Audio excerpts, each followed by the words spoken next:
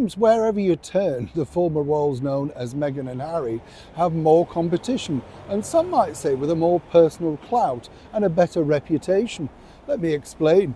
Morning, good to see you. Thank you so much for joining me today. Hope you're all right. You are all right, aren't you?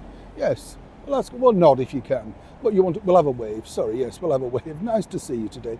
Do take care of yourself. As I said before, somebody said to me, that's like a Benny Hill wave. And I thought, yeah, it is really, isn't it? Was it Fred Scottle? Do you remember? I used to love Fred Scottle, didn't you? I just thought all of the characters in Benny Hill were very clever.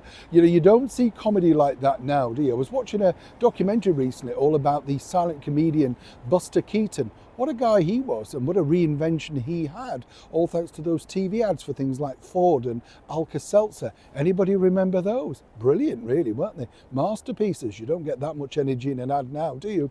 I tell you who's got a lot of energy is none other than, of course, Earl Spencer, Charles Spencer, the brother of the late and beautiful Princess Diana. Now, as many people know, and I'm sure you're very aware, on the personal front, he has one or two problems. Yes, and we don't need to delve into those, do we? Because of course it's never wise, is it, to look too deeply into the personal aspects of life.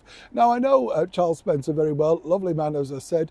I take people as I find them, and to me it's always been fun, polite, and a lot of laughs, and consequently, when you think about it, it's a sad thing, isn't it, in many respects, because I did think this when I met him for the first time, that people always want to talk about his sister, and rightly so. He loved her and thought the world of her, clearly.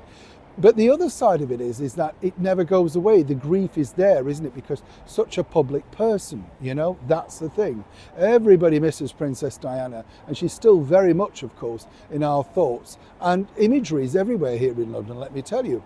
But of course, things have to move on. And Charles Spencer has decided to team up once again with Theodore Alexandra for a brand new, get this, furniture line. And this time around, it's a little bit more modern. Now, the reason why I highlight this is, and let's be honest, this is way beyond my wage package, you know what I'm saying?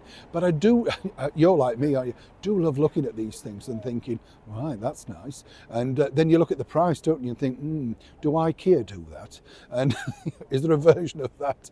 But they've decided to launch, as I say, a more modernistic brand. And of course, he's getting a lot of people attacking him, saying, well, he's doing this and trading off that. He's not a member of the British monarchy.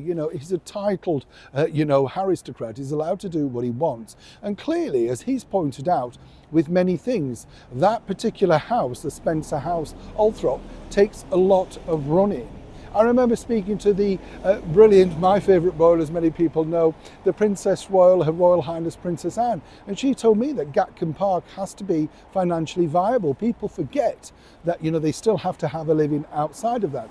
Now, Charles Spencer, as I say, is launching this line with Theodore Alexandra. He's teamed up with him before, and this apparently is just a brand new venture with a more modernistic feel. Now, I would say that given the fact that so many people with a lot of money, well, it could be you could have won the lottery, you see, you could be hiding that ticket, who knows? But a lot of people have money to spend, and I think this is a very clever move by him, because I think certain parts of the world will definitely want to have some of the Spencer designed brand new furniture line. But I throw it open to you. If you had the money, would you spend this much on a chair?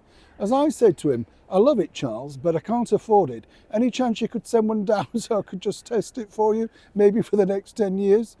I don't know what happened, but the laughter was echoing as he walked down the hall. So I think it's back to my wooden chair for me.